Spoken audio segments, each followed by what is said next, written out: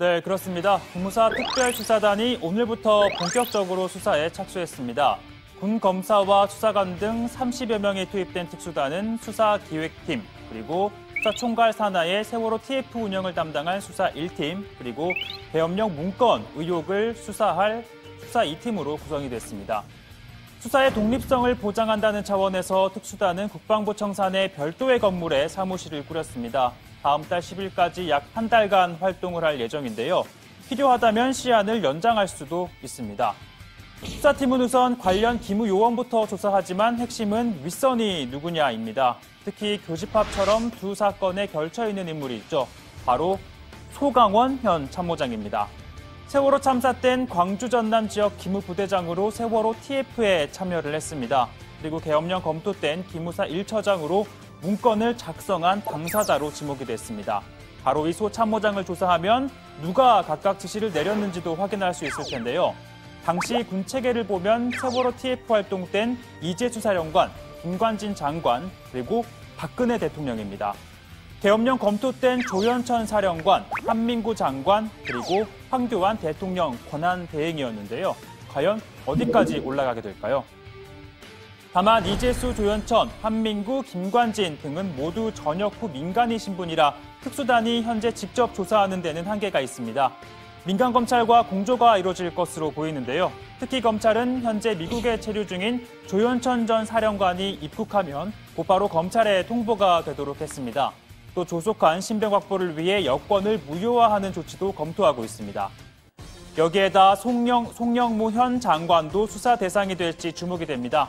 우선 올 3월 계엄령 검토 문건을 보고받고도 별다른 조치를 취하지 않은 점을 두고 연일 책임론이 제기되고 있습니다. 국방부는 송 장관이 문건을 공개하지 않은 건 정무적 고려였다라고 밝혔는데요. 세 가지 이유에서였습니다. 장관은 동계올림픽과 패럴림픽의 성공적인 개최 분위기를 유지하고 남북 정상회담 개최를 위한 우호적인 상황 조성이 중요하다고 봤습니다. 또한 6월 13일 지방선거를 앞두고 이 문건 공개 시 쟁점화될 가능성을 감안하여 문건을 비공개키로 하였습니다. 네, 그러니까 올림픽, 남북 정상회담, 그리고 지방선거 등 이 세 가지 이슈를 두루 고려한 결정이었다는 겁니다. 그러나 송 장관은 말 바꾸기 의혹까지 현재 불거진 상태입니다. 당초 문건을 보고받은 송 장관은 해당 문건이 수사 대상이 아니라고 판단한 배경엔 전문가의 법적 검토가 있었다고 밝혔습니다. 저희가 외부에 일단 의뢰를 했습니다. 설명이 명확하지 않은 것 같습니다. 외부에 누군지 알려주실 수 있습니까? 네, 그거는 뭐 개인 부분이 있으시기 때문에 근데 걱정하시지 않을 정도로 충분한 전문성을 갖춘 고위 공직자십니다. 네, 이렇게 국방부 대변인이 끝내 실명을 공개하지 않았던 전문성을 갖춘 고위공직자 최재형 감사원장입니다. 고등법원 부장판사, 사법연수원장 출신으로 당연히 법적 전문성 갖췄습니다. 또 연수원 시절 장애가 있던 동료를 업어서 출퇴근시키고 아들 둘을 입양하고 또 수천만 원을 기부하는 등 인품도 흠잡을 데 없다는 공직자로 정평이 나 있죠. 아무튼 국방부는 마치 계엄령 검토 문건을 최 감사원장에게 보내 법적인 문제가 없는지를 문의한 것처럼 설명을 했던 겁니다. 하지만 사실과는 달랐습니다. 우선 송 장관이 문건을 문의하기 위해 최 원장과 만난 게 아니라 3월 18일 평창 동계 패럴림픽 폐막식에 참석했을 때였습니다. 이 자리에서 송 장관이 탄핵 심판 무렵 치안 유지를 위해 군 병력 동원을 검토한 서류가 있다 라면서 감사원장에게 의견을 물었고요.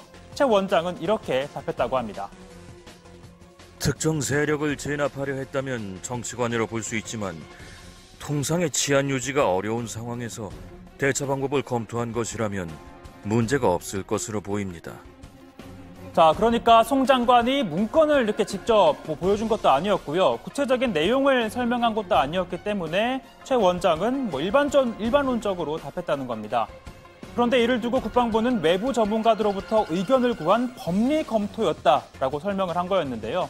국방부는 그제서야 착오였다라고 해명을 했습니다.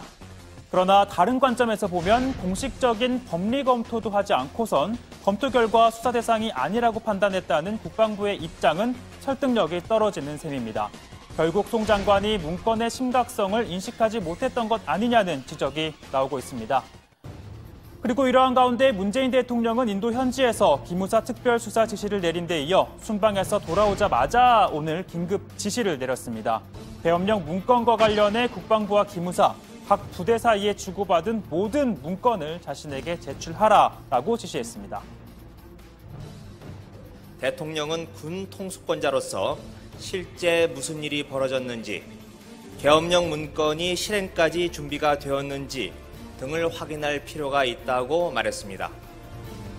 결국 문재인 대통령이 직접 나서서 사건의 본질을 분명하게 파악하고 논란을 매듭짓겠다는 뜻으로 풀이가 됩니다.